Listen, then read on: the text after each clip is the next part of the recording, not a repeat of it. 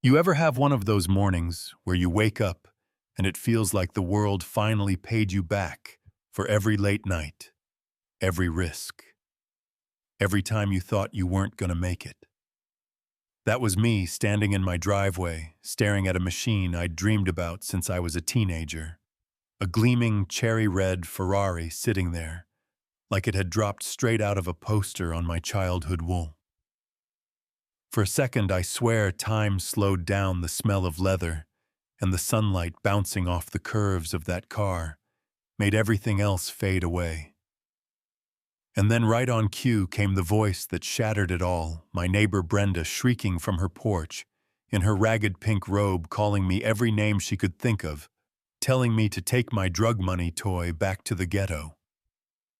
At first I just stood there stunned, still clutching the keys like they were holy. I thought maybe I'd laugh it off, introduce myself, try to show her I wasn't the monster she clearly thought I was, but she cut me off before I got a word out.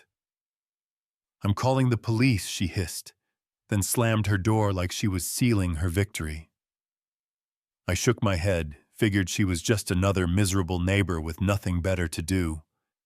But then I heard it, the sirens, not one but a fleet. Within minutes, 4 black SUVs and 2 cruisers swarmed my street tires, screeching like it was a movie set. And before I could even process what was happening, she had men in full SWAT gear on, screaming at me, rifles up, red dots dancing across my chest. I dropped to my knees in my own driveway, hands laced behind my head, the concrete biting into my skin. My phone slipped from my fingers, the picture I was about to send my brother shattering against the ground. I'll never forget the sound of Brenda's laugh cutting through the chaos. She stood there on her porch, arms folded, grinning like she'd won the lottery. One of the officers, a bald, bulldog-looking guy with a permanent scowl, yanked my arm so hard I felt something pop in my shoulder. He leaned down close enough for me to smell the coffee on his breath and snarled, "You're in a whole lot of trouble, boy." Let me back up. I wasn't some kid who stumbled into money. I was 42, a man who built a software company from nothing but folding tables, bad coffee, and maxed-out credit cards.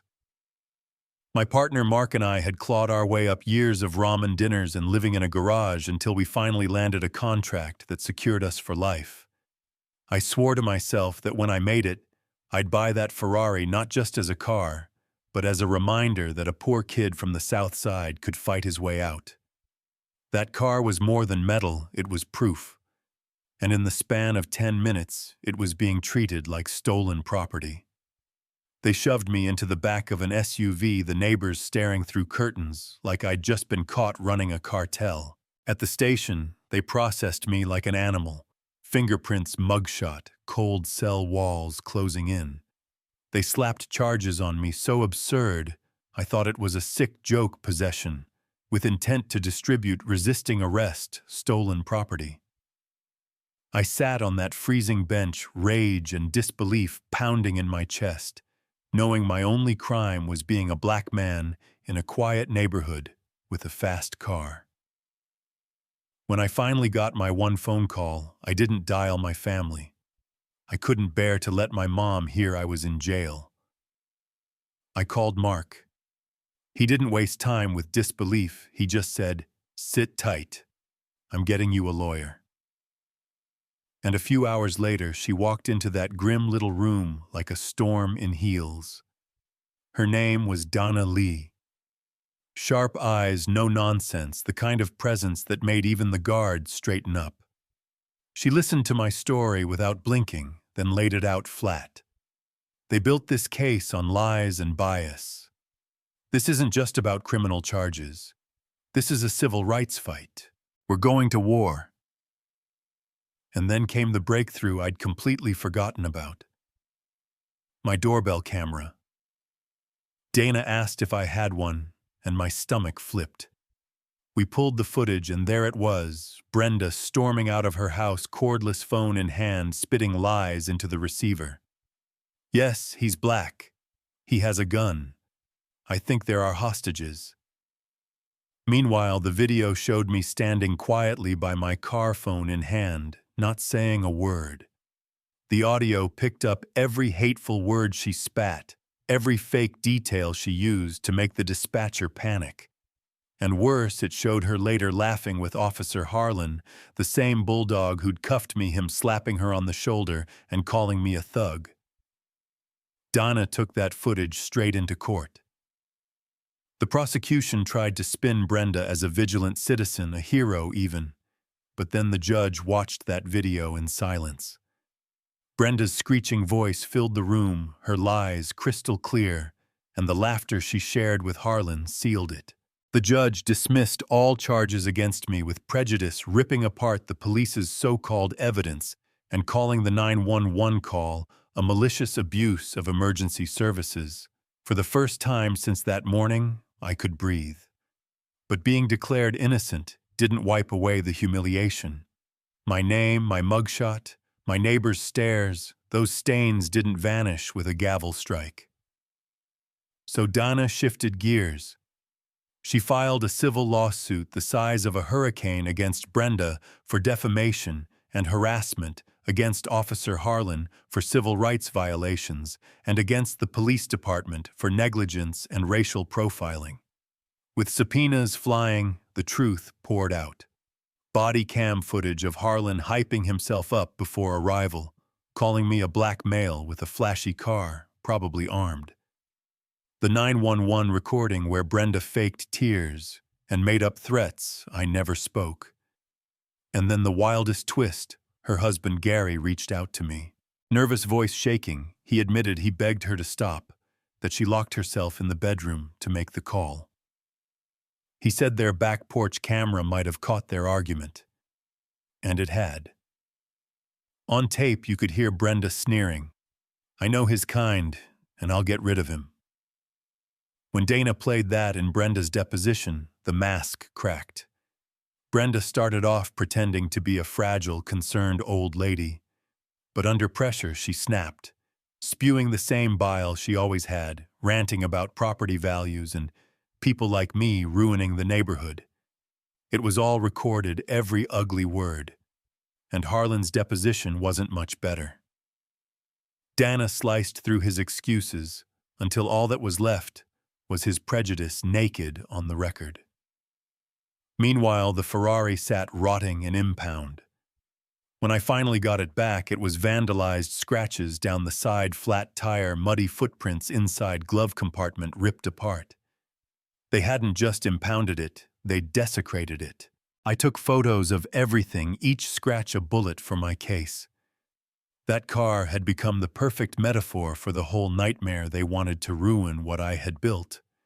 But all they did was prove how much power they thought they had over me. The media picked it up. At first it was sleazy blogs calling me a gangster with a sports car.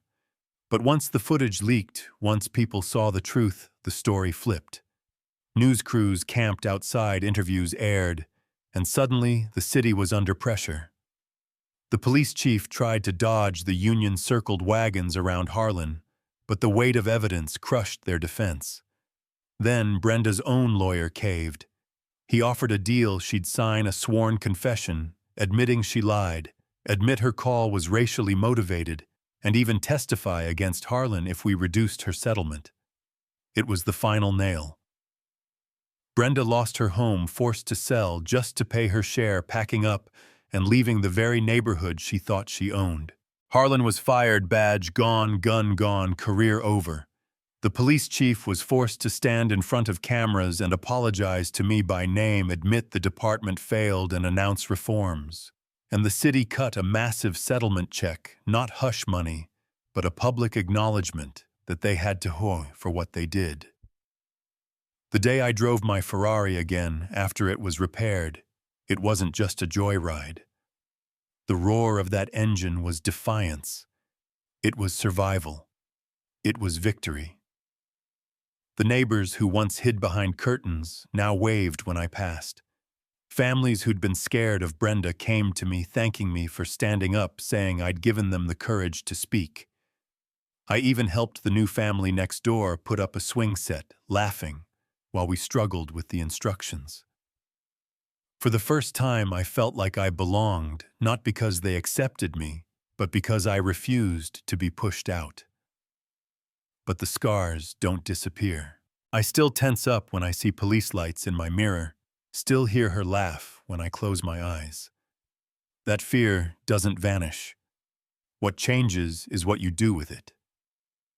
I started a foundation with the settlement money to help other people swatted or profiled people who don't have a Dana or a viral video to save them. And when I met a young man who'd been accused of running a chop shop just for buying a restored Mustang, I looked him in the eyes and told him, "What I wish someone had told me: you can fight back. You can win, and you can make them pay for what they tried to take."